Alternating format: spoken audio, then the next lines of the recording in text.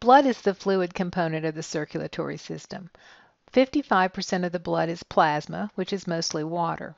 The other 45% of the blood are the formed elements or cells of the blood.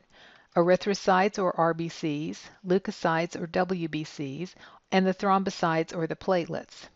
In this right-stained film of blood, most of the cells are the red blood cells. Red blood cells don't have a nucleus, and they do have a slight central pallor. The white blood cells pick up the pinks and blues of the right stain depending upon the type of cell they are. And then the tiny cell fragments in the background are the platelets. The function of the erythrocytes is to transport oxygen. They contain hemoglobin. There are 4 to 6 million red blood cells per cubic millimeter of blood. These cells have no nucleus and are said to be biconcave discs. This gives them quite a bit of flexibility in getting around in the circulatory system.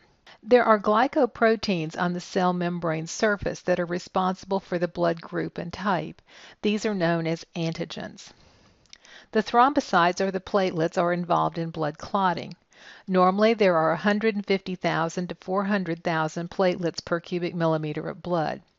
These are not true cells, but rather cell fragments. The white blood cells, or the leukocytes, protect against infection. Normally, there are 4,800 to 11,800 white blood cells per cubic millimeter. There are two basic types of white blood cells. Granulocytes have a lobed nucleus and cytoplasmic granules. The granulocytes are the neutrophils, eosinophils, and basophils. The agranulocytes have a rounded nucleus and no cytoplasmic granules. These are the lymphocytes and the monocytes. Here you see a neutrophil with the lobed nucleus. Normally, about 50 to 70% of the white blood cells are neutrophils. These cells are phagocytic. The eosinophils still have the lobed nucleus, but this time the granules have stained pink. These granules contain antihistamine. They're responsible for helping to turn off allergic reactions. 2 to 4% of the white blood cells are eosinophils. Basophils have these dark blue granules. They contain histamine. They're involved in starting an inflammatory response. The dark blue granules almost cover up the lobed nucleus. Less than 1% of the white blood cells are basophils. Lymphocytes are small cells, rounded nucleus, very little cytoplasm. Notice they're about the size of red blood cells. There are about 25 to 45% of your white blood cells that are lymphocytes. Lymphocytes are involved in immunity. They either produce antibodies or they do hand-to-hand combat with foreign cells. Monocytes are large cells. Notice how much bigger they are than the red cells around them.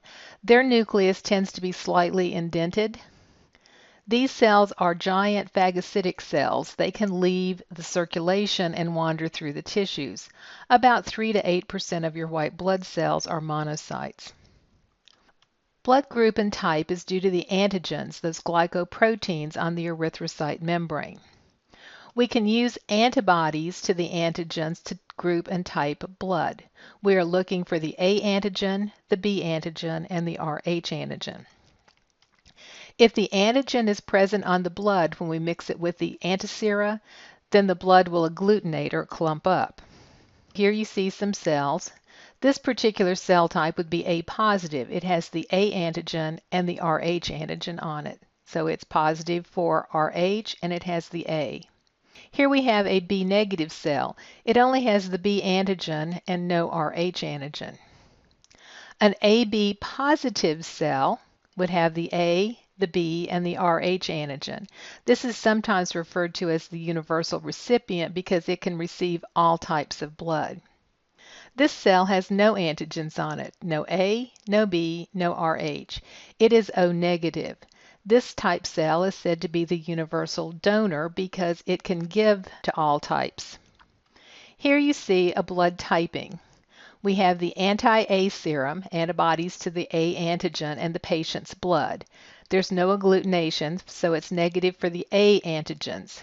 However, over here on the B side, when we mix it with the anti-B serum, it clumps up. This means this patient has B antigens on the red cell surface, so this would be an example of B positive blood.